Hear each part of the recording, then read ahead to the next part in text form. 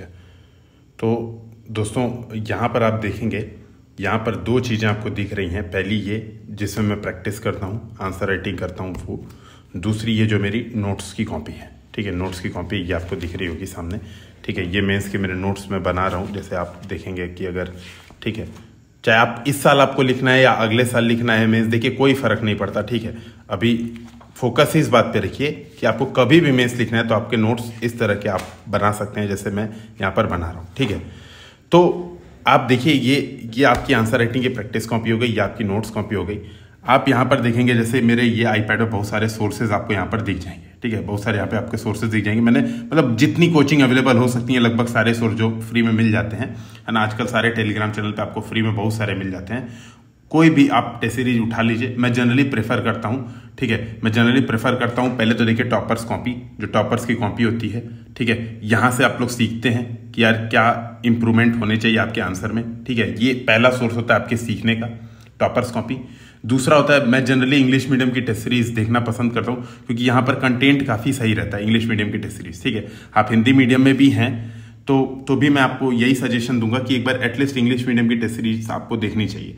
अगर आप model answer की बात करें तो देखिए मैं पहले आपको 2-3 चीज़ें क्लियर कर देता हूँ। मॉडल आंसर जैसे फॉर एग्जांपल मान लो यहाँ पर प्रश्न है, जैसे आप एक बार देखिए, अगर मैं पहले प्रश्न पे ही जाता हूँ, ठीक है, मैं 2-3 चीज़ें पहले ही क्लियर कर देता हूँ, है ना।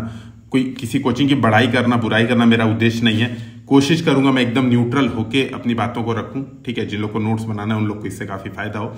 फिर भी यार चीज़ें थोड़ी बायस्ड हो ही जाती हैं जब हम लोग खुद भी टेस्ट सीरीज अवेलेबल कराते हैं मार्केट में, हम लोग खुद भी क्रैश कोर्सेज चलाते हैं, तो थोड़ी सी बायसनेस हो सकती है, ठीक है, थोड़ी सी बायसनेस हो सकती है। तो उसमें आपको परेशान नहीं होना है। मैं जनरली कोशिश करूंगा, जैसे आप मान लीजिए यहाँ पर देखिए, जैसे यहाँ पर मान लीजिए क्वेश्चन है enumerate the socio economic and geographical complexities arising out of erratic monsoon in India.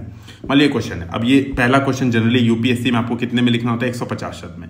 लेकिन अगर आप यहाँ पे एक्सप्लेनेशन देखेंगे तो ये एक्सप्लेनेशन 2 पेज का है पूरा, ठीक है, पूरा 2 पेज का एक्सप्लेनेशन है लगभग 2000 शब्दों में, ठीक है, लगभग 2000 शब्दों में।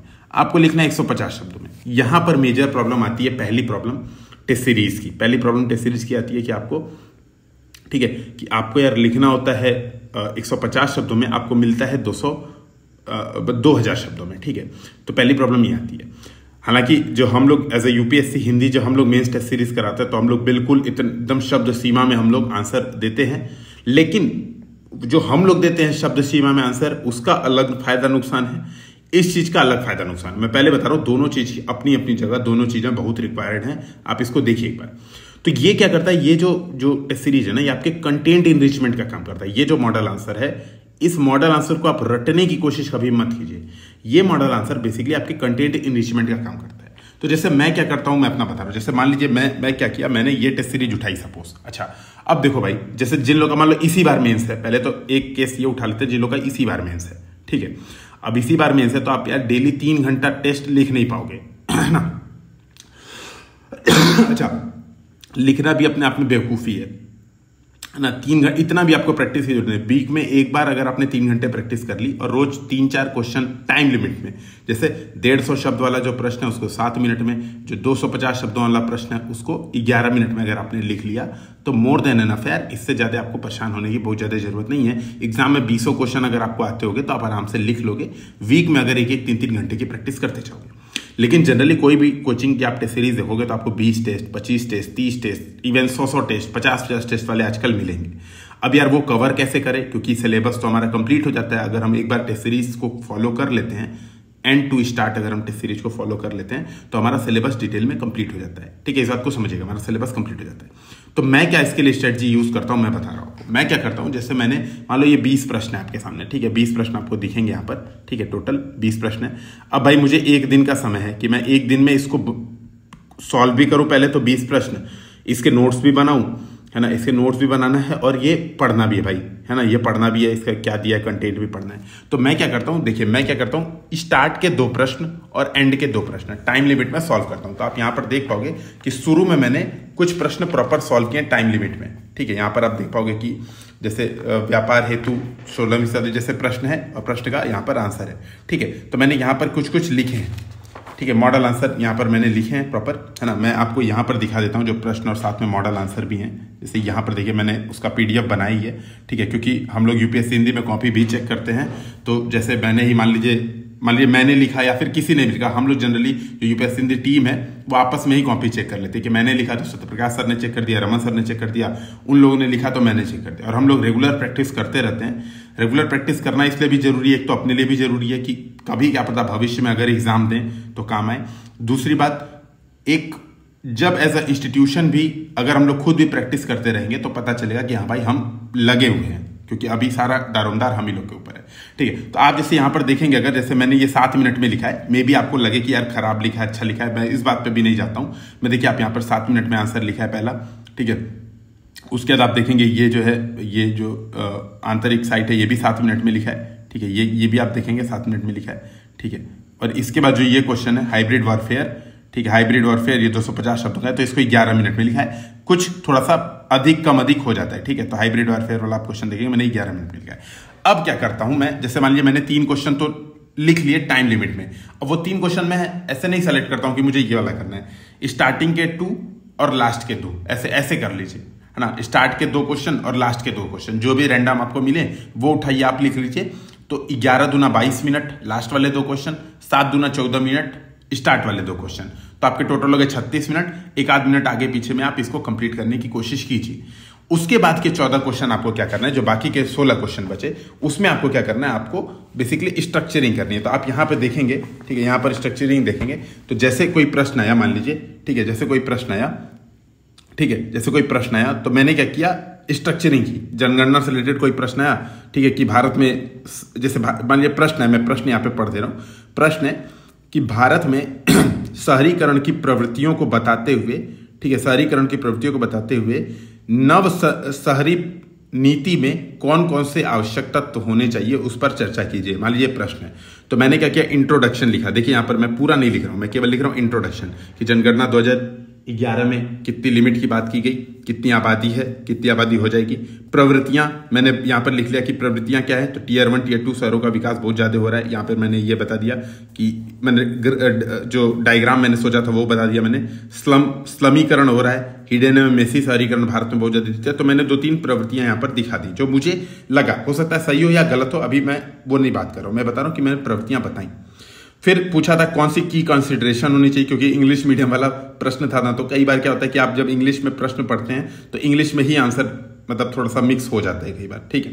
तो की कंसिडरेशन क्या होना चाहिए, space utilization, new urbanization policy जिसमें मिक्स्ड हो, वो पॉइंट्स मैंने लिखे यहाँ पर। सेटेलाइट सिटीज का डेवलपमेंट, ट्रांसपोर्ट ओरिएंटेड डेवलपमेंट, शहरी पर्यावरण, स्लम पुनर्वास, ये लिख दिया मैंने।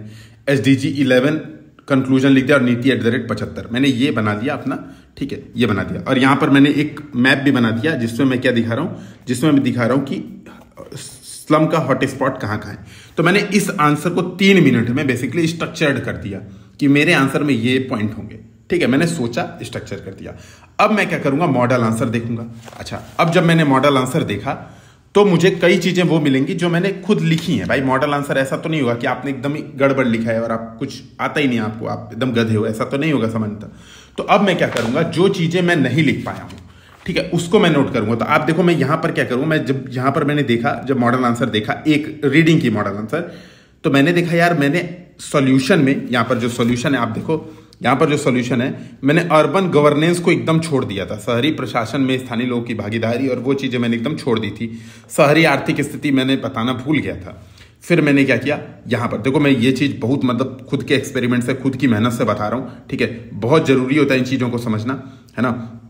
तो आप इस बात को देखिएगा, ये आपके लिए मतलब बहुत भले का काम ये करेगा। तो आप यहां पर देखिए, ठीक है, मैं इसको एक बार किनारे कर देता हूं स्क्रीन, ठीक है। तो यहां पर आप देखेंगे अगर, ठीक है, यहां पर आप देखेंगे तो मैंने प्रॉपर यहां पर बताया कि शहरीकरण और समस्याओं पर लिखना है। तो भैया शहरी प्रशासन, आर्थिक स्थिति, नगर पालिका बॉन्ड, ग्रीन बॉन्ड, ये भी लिखना है।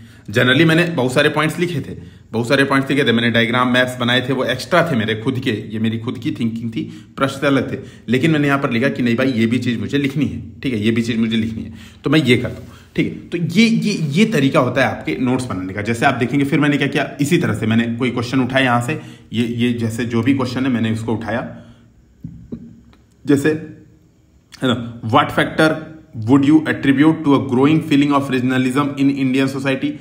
Are these trend antithesis to our constitutional ideas? Comment.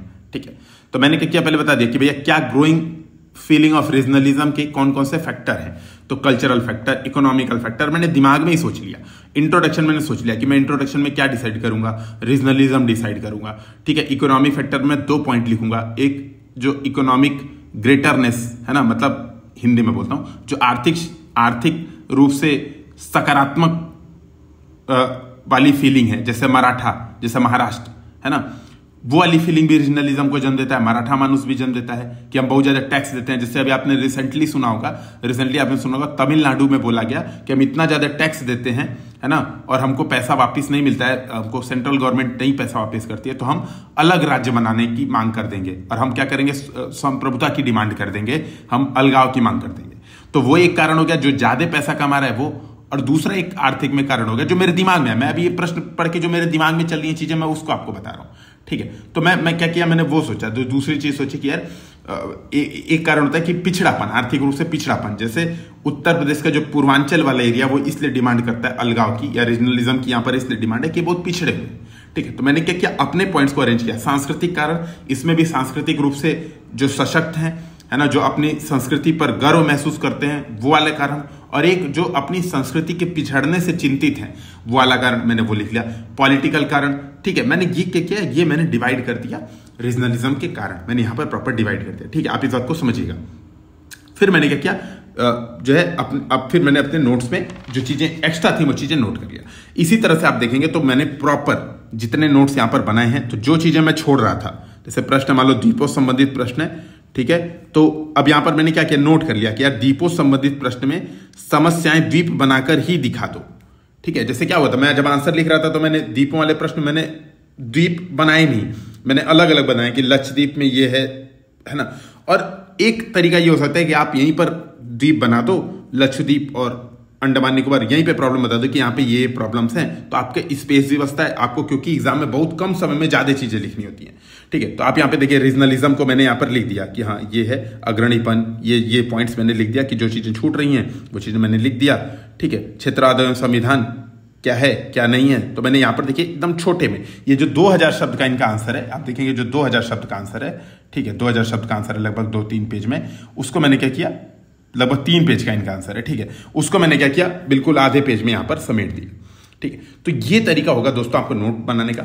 इसके अलावा आपको जो एक चीजें और नोट करनी है, यहां पर एक चीजें जो और नोट करनी है, ये आप इसको ऐसे बना सकते हैं जीएस नोट्स एवं सुझाव टाइप का, कि भैया क्या आपकी प्रॉब्लम हो रही है, आपके आंसर राइटिंग में आपको क्या प्रॉब्लम हो रही है। तो जैसे अभी देखो मैं क्या लिख रहा हूं, अभी 8 मिनट लग जा रहा है मुझे, लगभग 7 मिनट का जो प्रश्न है उसमें 1 मिनट मैं एक्स्ट्रा ले रहा हूं, तो मुझे वो सही करना है। वहां पे मैं अंडरलाइन इंपॉर्टेंट पॉइंट्स, जैसे आप यहां पर देखोगे, जैसे ये जो मैंने मतलब जो आंसर लिखे हैं, तो आप देखोगे मैंने जनरली पॉइंट्स को मैंने अंडरलाइन नहीं किया। देखो पूरे आप देखोगे जो मैंने टाइम लिमिट में आंसर लिखने की कोशिश की है, मतलब बहुत 1-2 पॉइंट ही मैंने क्या किया, अंडरलाइन किया, बाकी मैंने अंडरलाइन नहीं किया। ठीक है, तो ये मुझे एक प्रॉब्लम जो फील हुई तो मैंने यहाँ पे नोट की। इसी तरह से जब आप बार बार आंसर राइटिंग करेंगे, ठीक है, जब आप बार बार आंसर राइटिंग करेंगे तो आप क्या करेंगे, अपने प्रॉब्लम्स को, अब देखो यहाँ पे मैंने फिर क्या किया, फिर तुरंत मैं आ गया स्ट्रक्चरिंग पे, ताकि ज्यादा से ज्यादा आपका कवर भी हो जाए, ज्यादा से ज्यादा आप चीजें भी कवर कर लो।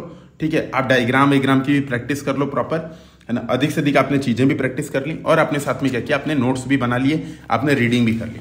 ठीक है, तो जैसे आप हिंदी लिटरेचर का है, तो हिंदी लिटरेचर में देखो यहीं पे लिख लिया, ठीक है, एक आंसर लिख लिया, है ना, प्रॉपर, तो यहां पर आप देखेंगे, है ना, एक आंसर लिख लिया और ये कर लिया। तो इस तरह से दोस्तों मेरे हिसाब से आपको नोट्स बनाने चाहिए, है ना। कुछ चीजें नहीं समझ में आई हो, कुछ चीजें प्रॉब्लम हुई हो, तो आप वो भी शेयर कर सकते हैं। ठीक है, और मैं आपको एक चीज बताता हूं दोस्तों, यूपीएससी हिंदी का ध्रुव बैच चल रहा है। ध्रुव बैच में हम लोग इसी तरह के 600 प्रश्नों के माध्यम से, और पूरी दुनिया का मटेरियल हमने इकट्ठा किया है, उसको पीस के समझ लीजिए 600 प्रश्नों के माध्यम से यूपीएससी यूपीपीसीएस का जो जीएस का सिलेबस है उसको कंप्लीट कराया है। तो आप उसको ज्वाइन कर सकते हैं, वो पेड बैच है, उसकी सैंपल क्लासेस पड़ी हुई हैं। ठीक है, तो बहुत अच्छा वो भी एक इनिशिएटिव है, लेकिन आप इस तरह से भी खुद भी मेहनत करने के माध्यम से भी आप सिलेबस कंप्लीट कर सकते हैं। ठीक है, तो फिर मिलते हैं, कोई प्रॉब्लम हो, कुछ सजेशन हो तो कमेंट सेक्शन में बताइए। जय हिंद, जय भारत।